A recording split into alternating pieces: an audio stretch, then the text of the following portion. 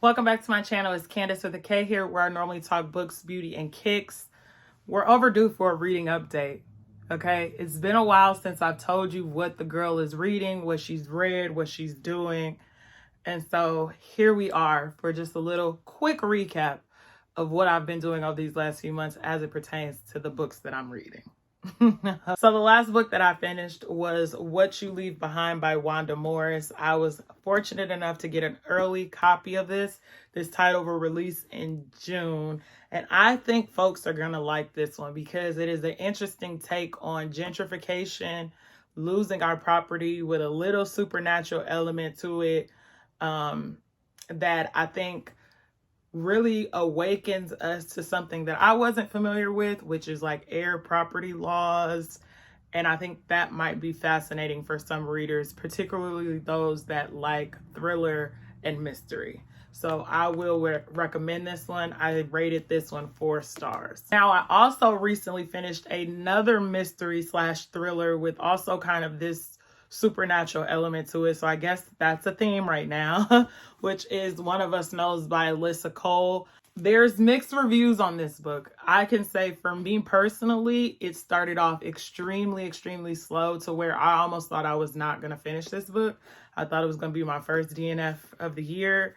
But I stuck with it and I ended up enjoying it more as I got towards the end. So if you happen to pick up this title, just know that it's going to take some warming up and then you might be invested. That was for me personally.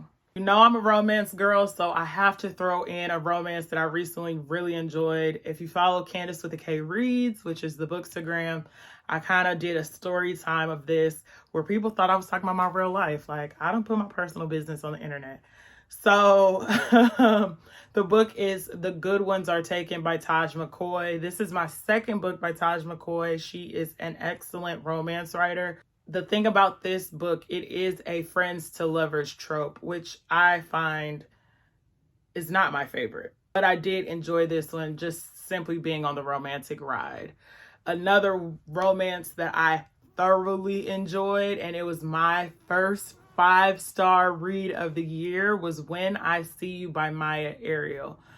I find it so enjoyable to read a book that has multiple plots. So it's not like we're just focused on this one thing happening. We have something else. And When I See You was exactly like that. So we had this second chance romance, but we also wanted to know what was going to happen with this man making this movie, making this film, and her life being tied into this romance and being working on this film. So I love that, and I love when it all comes together. Period.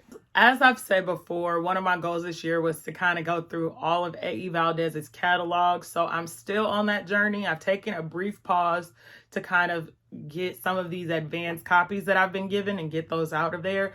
But I will be picking that back up hopefully later this month, because I have about 2 more books, I believe, by A.E. Valdez that I need to finish, okay? And then I can give you my full recap on the A.E. Valdez universe. Looking through my NetGalley account, I have some advanced copies that you guys are going to thoroughly enjoy. Right now, I'm reading Bitter and Sweet, which is a book by Rhonda McKnight. My advice to you is, if you have not read The Thing About Home, I believe it's a title, by Rhonda McKnight, please go pick up that book, because that book was so comforting. And so now I'm getting into this other book by her, which I hope to have a review up soon. And I get to interview her. So I was fortunate enough to be granted the opportunity to send Rhonda some questions. So hopefully I'll be able to share that out here, but it definitely will be on Candace with a K Reads. So make sure you're following that. I've got some romance in here. I've got some stuff in here that I'm excited to read. I've also started reading Willow Smith's upcoming or latest book. I think it finally was released. I did get it early, but I didn't finish it before its publication date. It's very reminiscent of Children of Blood and Bone, which makes sense as to why I believe her name is Tommy, is like kind of taking Willow under her wing. It gives that African warrior vibe so far. And I'm only about 50 or so pages in, but that's the vibe it gives. As of today, I am at 19 books of 2024 so far. My goal is to read 40, so I'm nearly halfway to my goal, which is kind of on par for the time of year. We're almost halfway through the year. I'm halfway to my reading goal.